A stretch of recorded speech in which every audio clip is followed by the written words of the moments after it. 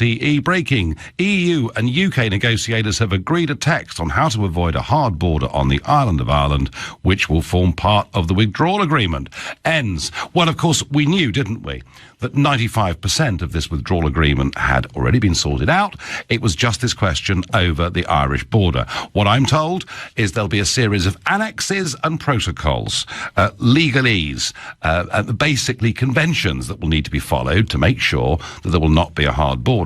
What I don't yet know, and no one knows, is whether there'll be something written into the body of this text which would make it absolutely legally binding and may well have some sort of non-compliance clause within it on the United Kingdom. So that's the one thing at the moment that we don't yet know. My guess is, knowing the way the European Union do things, that it will be written into the body of the text. The immediate reaction that I've had here in Strasbourg from other group leaders and people I've met in the corridors is they're all very, very happy. This very pro-EU institution is very, very happy indeed. They think this is a great deal for the European Union, and indeed it takes the pressure off, they think, ahead of the European elections, which take place between the 23rd and the 26th of May next year. I'll give you my view on what I think of this deal in a moment, but I'm going to go to Theo Usherwood, LBC's political editor, who's going to tell us about the comings and goings in Downing Street. Theo, good evening. Good evening. I've actually just popped down from Downing Street into Central Lobby in the Palace of Westminster, where there is a number of Conservative and Labour MPs are here trying to get points across about Brexit negotiators and Union. I tell you what, Theo, the line is rubbish. Let's get you back on the line in a few moments' time, because we really, really can't hear you. So, as I say, what I'm getting from this is that one by one, the cabinet ministers are being called in to meet the Prime Minister, and I guess that's a great way of applying pressure. There's going to be a cabinet meeting tomorrow to approve this. It's a bit like the Chequers plan, because it kind of gets presented to the cabinet, well, we've agreed this. So, of course, you're going to agree it too. Boris Johnson has just been on Sky News, and following what he wrote in the Telegraph yesterday, he's urging resignations. He's saying that now is the time, and actually over the course of the next few weeks, yeah, it absolutely is the time. I think this deal is a shocker, because let's just think about it. We're promising to give away £39 billion, but with an extra year's extension, that could well be getting on towards £60 billion.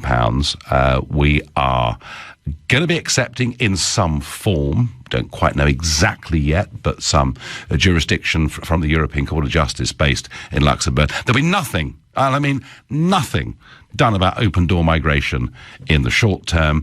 We'll be staying part of the customs union, and it's going to be legally very difficult to see how we get out of all of this, because we've given away all this money and we've made all these concessions on the hope that we can now negotiate a new trade deal. But what if they say, do you know what, we're a bit busy for the next couple of years, we can't really be bothered? I think this is the worst deal in history. I think we're behaving like a nation that's been defeated and surrendered and is suing for good peace terms. That is how I feel about this. Can we get Theo Usherwood back on the phone?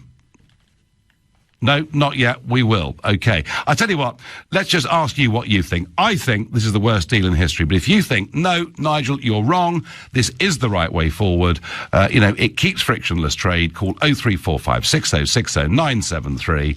Maybe you think, well, she's conceded a bit of ground, but at least we're making progress. Text to 84850. Let me know your opinions by tweeting using the hashtag Farage and LBC, at LBC, and of course Facebookers, you can comment too. Let's go to John, who's a new caller from Daventry. John, good evening. Good evening. Thank you for taking the call, Nigel. Not a bit. Big fan of yours, big supporter. Thank you for all the hard work you've done on this. Well, I didn't do it for this, John, I can tell you. Well, no, I appreciate that, and I'm a Brexiteer, but I'm absolutely exasperated with the lack of vision and leadership, really, that Theresa May has shown through this process. I don't think there ever was a good deal to be had. I don't think there was a deal at all, never mind a good one.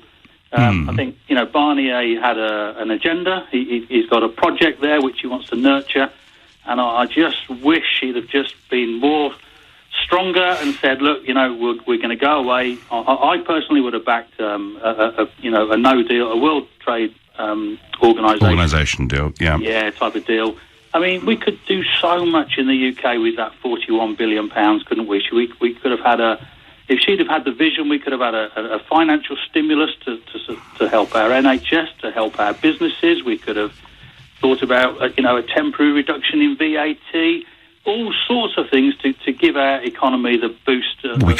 John, we could even have invested in our own people to make sure we have enough nurses and engineers and all the rest of it in our country. There's loads of things that we could have. I mean, John, your view, your hunch. Do you think the Cabinet will approve this, or do you think there'll be mass resignations and within 24 hours a government in deep crisis? Oh, I'm convinced there will be mass resignations. Okay. I haven't seen anything in the last 2 years that's given me any confidence that Theresa May has done anything other than say, right, in front of her, what the audience she has, she says what they want to hear, and she contradicts herself so many times. She just hasn't shown me the guile or the leadership really to say, no, we can do better. I believe in the UK. The UK people can do better than this, and we'll. All right. So you think, John, the Cabinet will start to resign tomorrow? Well, unfortunately, I do. All right. No. Don't apologise for it. Don't apologise for it. Boris will be listening to you right now, John, saying, go on, John, good man, thank you. I'm off to Poole to speak to Jackie, who's a new caller. Hi, Jackie. Hello, Nigel. I just thought I'd tell you that there's a new law in the EU saying that there'll be bail-ins in the banks because they're short of money in all the countries, and some of the banks are going down. They haven't got enough money, and they might have to bail in all over Europe and also Australia. So, we saw bail-ins with Cyprus, Jackie, didn't we? We saw Cyprus, we saw bail-ins, not bailouts. That's right, and so they shouldn't be in a hurry to jump into Europe, because I think it's all going to break up anyway soon. We have hang on a bit longer. We have Mrs. Merkel today here, Jackie, and I'll talk about that at 6:30, giving us her vision for the future of Europe, which I don't think is very appealing. But Jackie, is there perhaps at least something to be said for the fact the Prime Minister has got a deal? Maybe 10% of good and all the rest. But really, she should walk away and let's keep the money and not hand it out to Europe. All right. Well, Jackie, that's fine. But do you think that the Cabinet and Parliament will go with that view, or will they back what I'm calling the worst deal in history? I think it's going to hang on a bit longer and we're going to get a good deal. Bit of magic's going to happen. I love that optimism from Poole. Thank you very much indeed. Jackie, Max in Grays texts me, by definition, any deal that the EU are prepared to agree must be a bad deal for us and a good one for them. Max, I've got to tell you, old son, they are very happy here in the European Parliament tonight in Strasbourg. I've no doubt that on this course, when it finally comes to the European Parliament for the real final deal, I'm sure they will support it. Kevin in Camden says, this is a tremendous start in thwarting Brexit. Let's keep going. Kevin, love the sarcasm, get what you're saying. Wonder what Richard in Manchester makes of all of this. Good evening, Richard. Good evening, Nigel. I'm absolutely sickened by all this, because I know all the effort you've put in. 17.4 million, this wonderful vote we had to come out of the EU. She's thrown it all away, and now she's coming at us at the midnight hour to say, I've done a deal. This deal you told us about, this is what would happen, 2 years ago. You said you could feel it going to be watered down. I did say Robbins, that, yeah. Not him going across there to negotiate on our behalf, and people like Lord Adonis coming on your radio show with Ian last night to say, me and my 3 million people who I've got backing me. I think it's a disgrace. Richard, when the Prime Minister speaks about Brexit and the negotiations, and I've no doubt we'll hear this in the next 48 hours, she says the good news is we're taking back control of our laws, our money, and our borders. Do you believe her when she says that? No. I think we should completely sell us out. The Taoiseach in Ireland, he will be a commissioner within 2 years, he will be a commissioner for delaying all this lot, because it's him, along with the Blairites and everything, who put the idea that the Irish people are going to rise up and we're going to have another war over in Ireland. It was all a scam, the whole lot of it, and I'm absolutely disgusted. Richard, I think there are millions of people, I know there are millions of people that feel as you do. Is it your view that the Cabinet will accept this, and she's seeing them one by one? They're not quite using thumb screws, but you know what I mean, the process that's going on this evening. Do you think they will go along with this for the sake of party unity and moving things forward and hoping that we can actually leave the treaties on March the 29th, or will they follow the calls from Boris and David Davis and others and reject this deal? I hope they have the cojones of David Davis, who saw it all the way along the line and said, I don't want this anymore, and he got out. Okay, Richard, we'll see. I have to say, I think to all those callers that are telling me that that they feel optimistic that the Cabinet will resign en masse, I have to say, folks, not what I think. I have been saying for weeks, I still think the majority percentage says to me that she gets this through Cabinet. She may lose one or two people, but she gets this through Cabinet, and I still think she will get it through the House of Commons. And I really, really hope I'm wrong, but that is, at the moment, what I think. Sue in Hayes text, Nigel, this will be the end of the Tories for decades. I hope they all have other jobs lined up, because they will need them. Sue, most of them will not have other jobs lined up. Most of them have never done a proper day's work in their lives. They're college kids. They've come straight in from university. These are the people that fill up parliaments now across the Western world and go in and form our governments. And that, I think, is why she will get this deal through. We have a careerists' parliament, and they will put their careers above everything. Goodness me, I hope I've got this desperately wrong. You're listening to the Nigel Farage Show here on LBC. It's 6:15 and breakthrough in Brussels, and as regular listeners to this show know, I've always been predicting this. A deal has been done. They've reached agreement on the Northern Irish border. We wait to see the fine print of it, but we know the deal's been done. We know the Cabinet are being called in one by one to meet the Prime Minister in Downing Street ahead of a full Cabinet meeting tomorrow. And I'm asking you, is this the worst deal in history? Because I think it is. Or has she actually made some progress? Will the Cabinet accept it? Will there be mass resignations? I sadly don't think there will, and I really hope I'm wrong. I wonder what Jamie, a new caller from Nottingham, makes of it all. Good evening. Right, Nige, I'm just ringing up. I'm not surprised by this. I knew this was coming for months and months and months. Yeah. All with Theresa May's behaviour, all her lying, everything that she promised. And the worst lie that she told was when she stood up in Parliament and said, we're not going to have a border down the Irish Sea, and she's gone up a border. And this is why I genuinely don't think this is going to go through, because the DUP aren't going to support it. I can't see them supporting the budget. All the Remainers, they're all Remaining now about Theresa May. I think they do now realise that the deal that we're getting now is worse than a no deal, even if they won't admit it in public. Oh, yes. Because yes, I think that's right. I think that's right. I don't think they'll make that in public, because people like you would then pick up on it. It's just, I would be apoplectic with rage, Nigel, if this just came out of the blue. I was thinking, oh, she's going to get a good deal, then she just came out with this. But I knew this was coming for ages and ages. What we need, Nigel, we need you back. We need you back in March. We need the phoenix to rise from the ashes. And I genuinely think, UKIP, I don't know what to make of UKIP at the minute, but well, I can tell you, Jamie. Nigel. Jamie, I can tell you that on the day that Angela Merkel calls for a full European army and active foreign policy, on the day that Theresa May gets her so-called deal and is calling in cabinet ministers one by one ahead of a really crucial 24-hour period, that the UKIP leader has sent out an email to all UKIP members saying he wants to have a referendum on whether Tommy Robinson joins the party. I'm not even going to tell you what I think about that, because everyone knows. Jamie, thank you.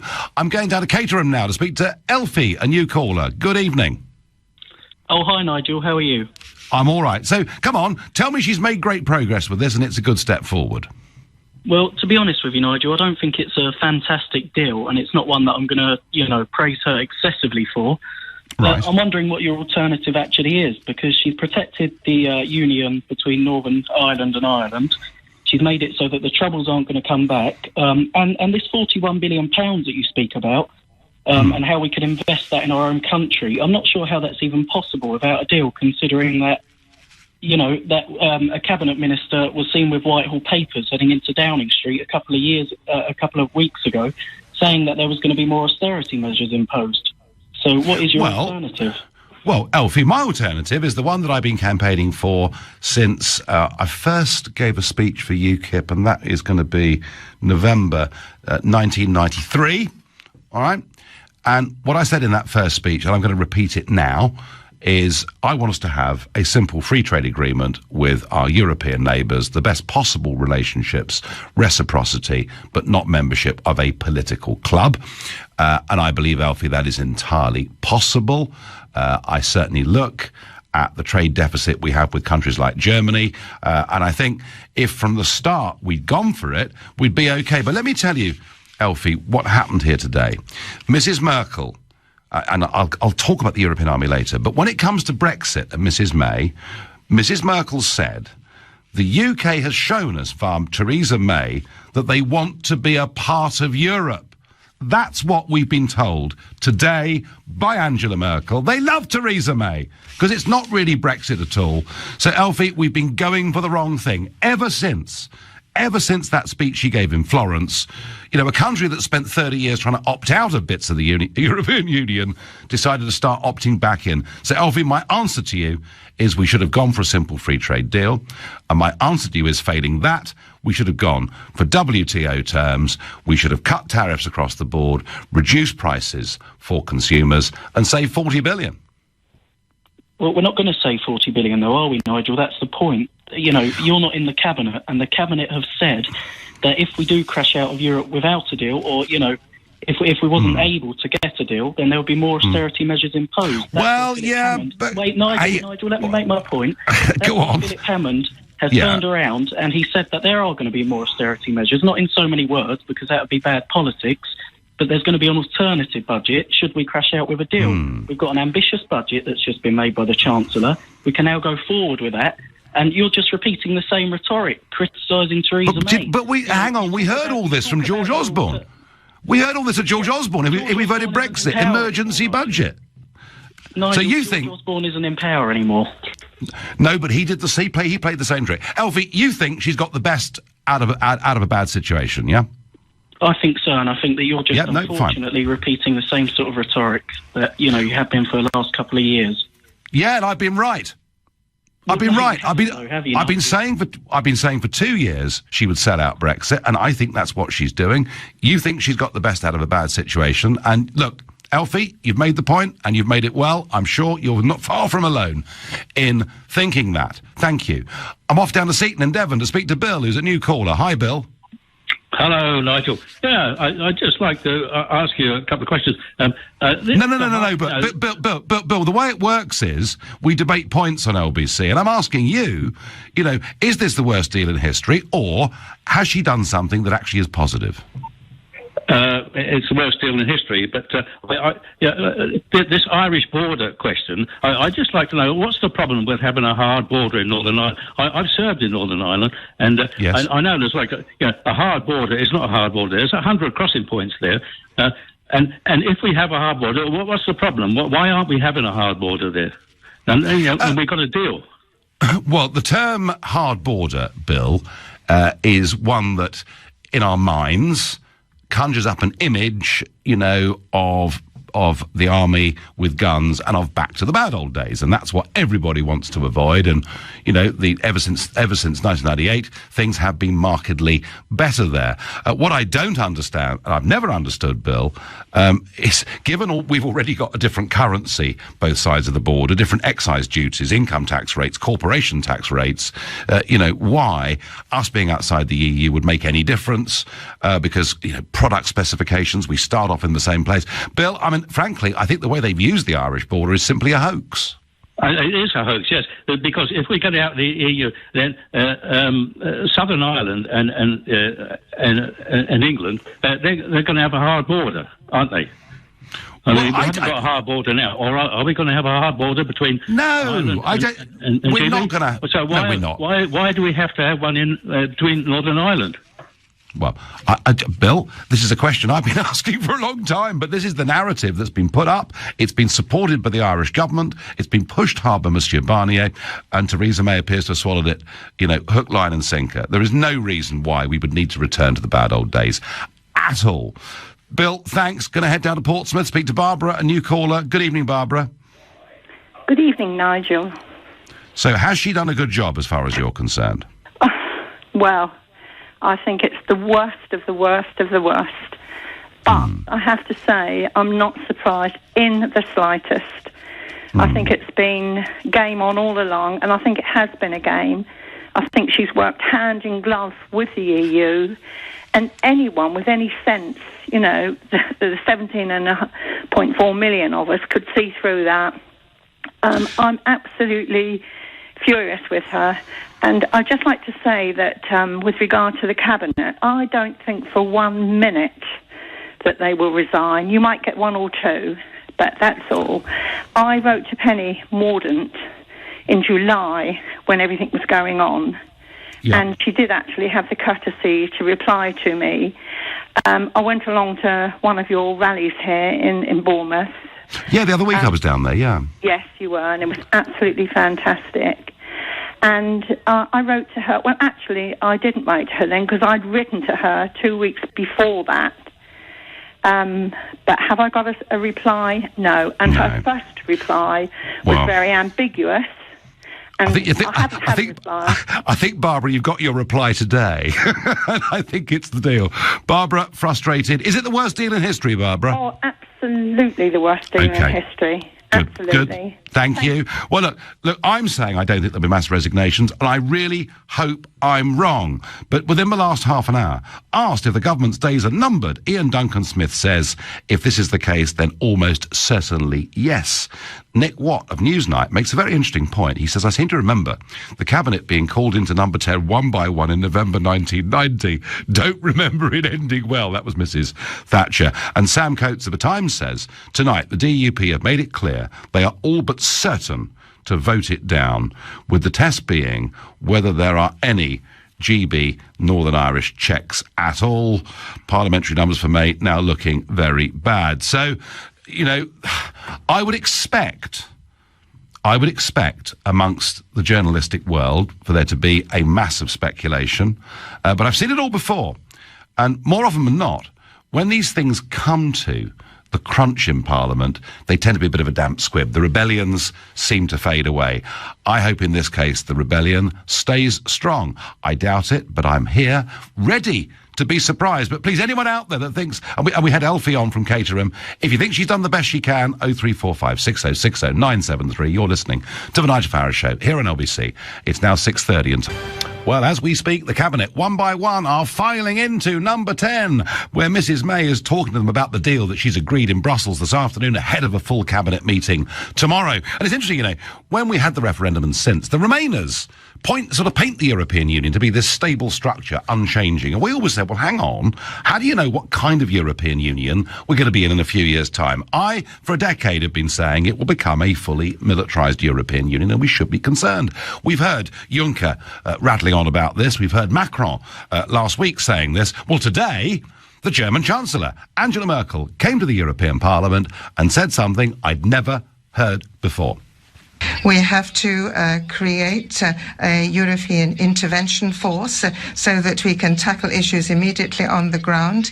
We have already achieved cooperation in the military sphere. That is good, and we are going to continue to support this. But what we should do, and this is really important if we look at the developments of the past years, we have to work on a vision of one day creating a real, true European army. A real, true European army. This was my reaction. It's a European Union that we're told is now to become an empire, a militarised European Union, an undemocratic European Union, a European Union that seeks to continually expand to the east, a European Union that has launched a new Cold War against the United States of America, a European Union that tries to rewrite history. And I think 100 years on from the armistice, we should be genuinely worried. The idea that this new militarised union is somehow a recipe for peace, I suggest you all sit back and think a little bit more carefully. Well, that's how I feel about it. I think it's very dangerous indeed. And let's just remind ourselves. The other thing, Remainers saying, our vision is easy. We know where we're going to be, unlike Leavers. Also, they're now saying that the Leavers lied because Boris put a number on the side of the bus. How about this from Deputy Prime Minister Nick Clegg in 2014 responding to me when I talked about the creation of an EU army? This is a dangerous fantasy. The idea that there's going to be a European Air Force, a European army, it is simply not true. The problem with people like Nigel Farage is they swing at windmills. They see conspiracies everywhere. I wouldn't be surprised if Nigel Farage soon tells us that the moon landing was a fake, that Barack Obama isn't American, that Elvis isn't dead. It is not going to happen. Well, there we go. There was the Deputy Prime Minister. And, of course, they've all been denying it, but here it is. Now, if the German Chancellor says it is happening because she is the boss. The Germans now run the European project. And I mentioned there this new Cold War. Verhofstadt today saying we may well face a threat from America. Macron, we may well face a threat from America. Relations between the EU and America deteriorating, and with them, the prospect of NATO staying as a viable organisation. And Trump, of course, if you poke Trump with a stick, he is actually going to respond. He said on Twitter today, Emmanuel Macron suggests building its own army to protect Europe against the US, China and Russia. But it was Germany in World Wars I and II. How did that work out for France? They were starting to learn German in Paris before the US came along. Pay for NATO or we're out. Well, this is not good. On any level, this is not good. And I would suggest, for those that would love to force us into a second referendum, as soon as people see this prospect of a European army, we'd go in the opposite direction. Back to Mrs May's deal. I think it's the worst deal in history, but hey, tell me I'm wrong. Please, Lucy, a new caller from High Wycombe. Good evening, Lucy. Hi, hello there. Hi, I've got two questions for you. It is obviously related to the deal and Brexit, but it's maybe not so on the surface as, the question with the EU army, etc. I wondered firstly if the amended version of the Antarctic regulations to now include the Isle of Man being released today also had anything to do with the deal that was coming out today. And waiting for bags of detail legally, Lucy. Go on. Yeah. And my second question is the mass concern that there seems to be at the moment. Obviously, it's on social media because the mainstream media don't like to, advise the people of what's actually really taking place as well. But it's the mass interest in what's gone on and still continuing to go on with the no investigation having gone into 788 to 790 Finchley Road. No, Lucy, we haven't got time for all that. We haven't got time for all that. Let me ask you very quickly. Do you think Mrs May's done a good job or not? No, not at all. But I say, there's things that are going on underneath the surface that people need to. Well, of course there are. There's loads going on, and some of it's going on in the cabinet room right now. I'm going to run on to Wembley and speak to Wahid, a new caller. Wahid, has she done the best she could in the circumstances, or is it the worst deal in history? Good evening, Nigel. I have to say that this is the worst capitulation in British history. It is not a deal. It is literally tying both our hands back and throwing us into the Atlantic Ocean. I can't, I'm fuming literally at this point in time. Theresa May had so many hands to play throughout the 2 years that she's been negotiating. She chose to literally use none of those hands, and has given ground to the European Union at every opportunity. How can you send this lady in to negotiate? She's an absolute disgrace to the country. I'm sorry. Do you think, Wahid, when Angela Merkel today said the UK has shown us via Theresa May that they want to stay part of Europe, that's perhaps the clue, isn't it, really? Well, that's exactly right. She just called it as it is. She actually said that this, she is a, die-hard Remainer. And why is she at helm? Why is she at helm of this ship? She voted Remain. The Prime Minister from the start should have been elected here. Goodness only knows. Now, Jacob Rees-Mogg says she hasn't so much struck a deal as surrendered to Brussels. The UK will be a slave state. Is that over the top, Wahid, or would you endorse that? No, absolutely not. He's spot on the money there. I mean, there is absolutely nothing to say. This indefinite, and I use the term very very loosely, indefinite period could go on for years. Absolutely years.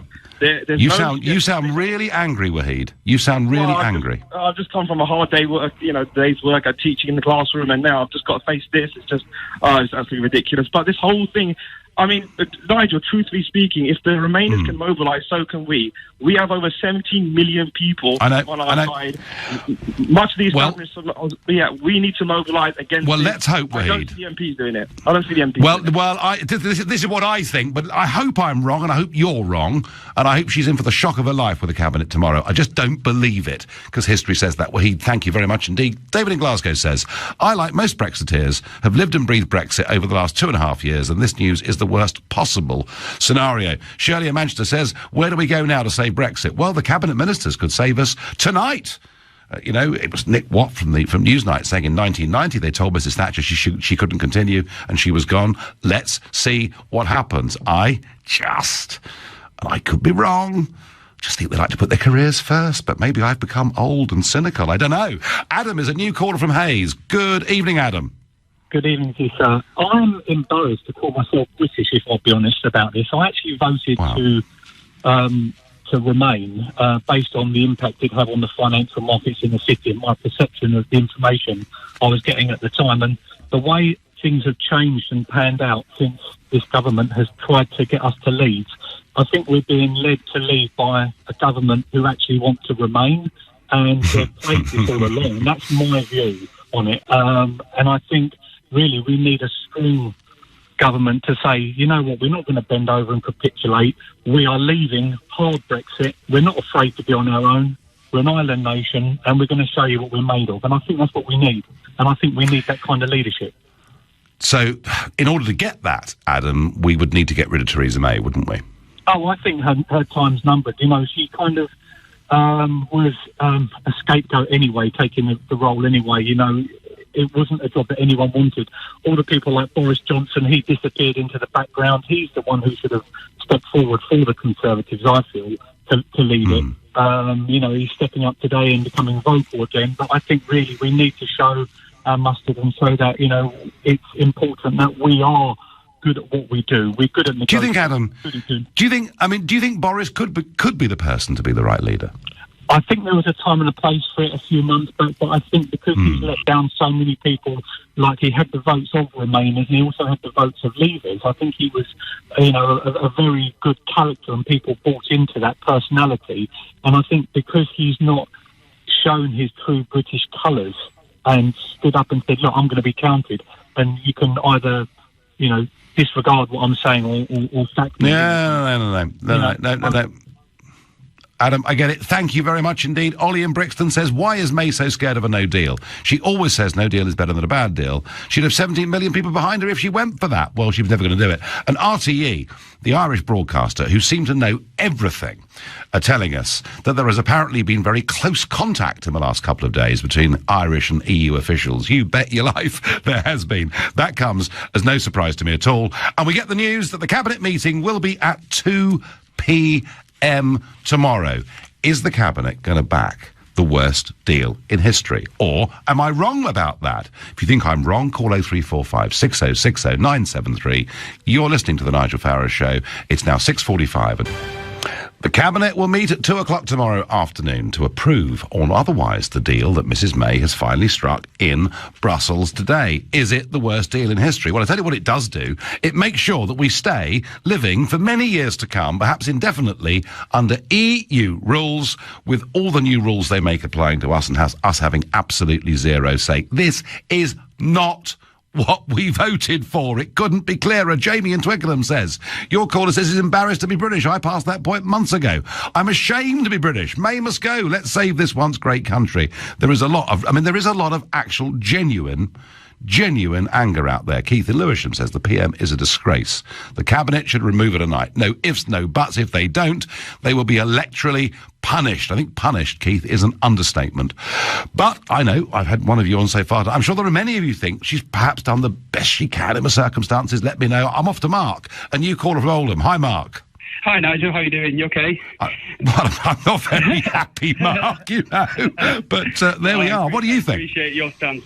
Well, I mean, in terms of the overall negotiations, it's been a shambles from start to finish. We showed our cards too early to Brussels, but I mean, I think she's done the best of what she can do. I think if you look at it from a negotiation point of view, the European Union are far bigger.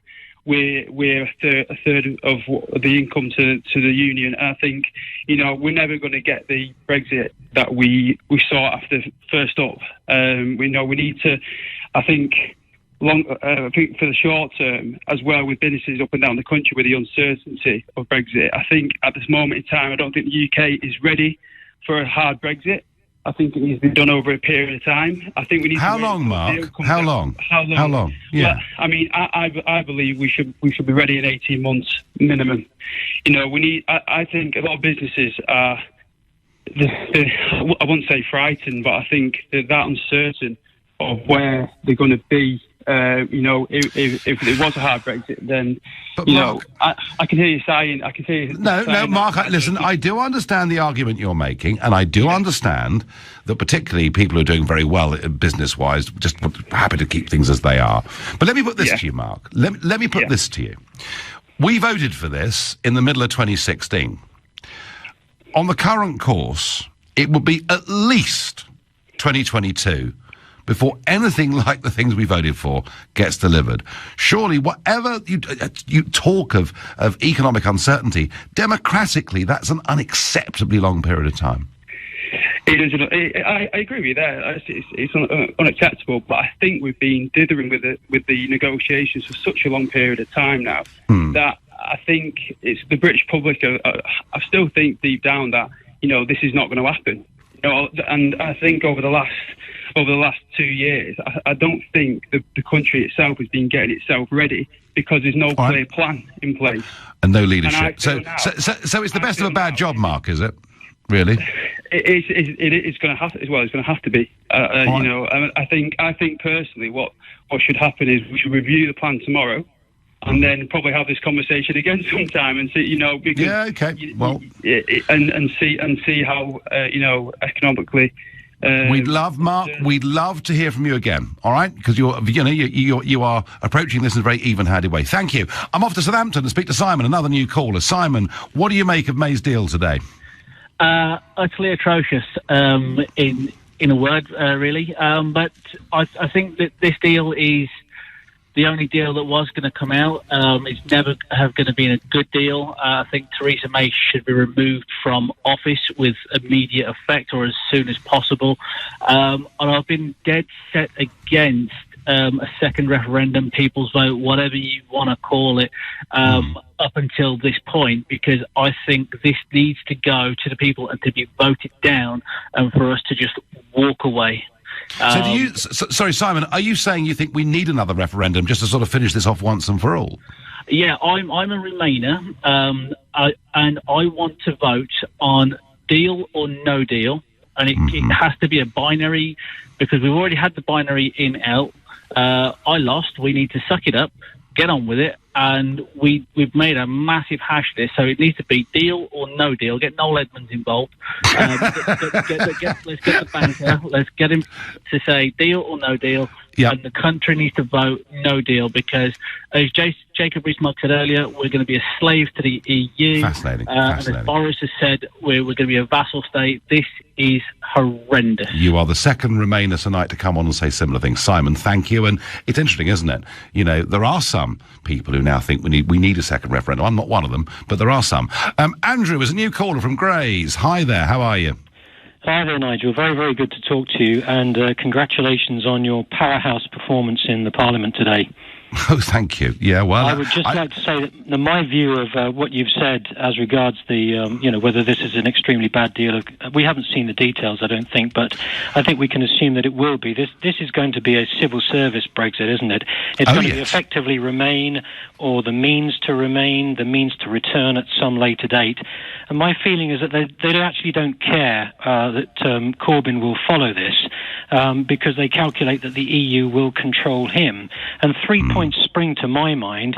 The interesting question that hits first really is, do the Tories actually understand they're going to be wiped out by such a betrayal? The second thing is what happens in this country generally when at some point in the future we find that we're taking a decision that we don't want to, and the reason given is because the EU says so. And I don't think the question of that bridge has been really foreshadowed at all. And the third thing on a more minor point would be, as to the young people in this country thinking that they want to stay in the EU, as they purportedly have done till now, what are they going to feel when they're conscripted to a European army, potentially serving on the front line in Germany, because Trump, I mean, okay, this is outlandish, has walked away from NATO? I mean, how will they feel about what has been revealed to be now the underlying plan for a European army? No, Andrew, I tell you what, I think Trump won't just walk away. I think they might force him away. Thank you. I've got time for one more caller. Very quickly, Victoria from Lincoln. Hi, Victoria. Hello, Nigel. Nigel, I'm furious with it, but I'm not surprised because May is a Remainer, always has been, bought and sold most of the politicians. Now, if they're calling for a people's vote, I say we have a people's march. Brexit means Brexit, May must go, and we should have that before the politicians get their rotten, sticky fingers on any more of the negotiations. OK, Victoria and Lincoln calling for a march. Ursula in Surrey says, guys, you're getting a bit hysterical. This is an implementation period we're talking about. As long as we can get out of it unilaterally, what's the problem? The main thing is we walk out of the door on the 29th. Well, Ursula, even if we do leave the treaty on the 29th, we may well find ourselves wrapped up into so many agreements that we may even find ourselves in a place that in some ways is worse than where we currently are as members of the European Union. I do understand the argument that leaving the treaty is a big, historic thing, but I'm afraid on these terms, the whole thing is unacceptable. I do genuinely believe that this is the worst deal in history. I'm very, very unhappy about it indeed. Well, you've been listening to the Nigel Farage Show here on LBC. I'll be back tomorrow at 6, and tonight at 10 o'clock is Tom Swarbrick, but up next it's Ian Dale.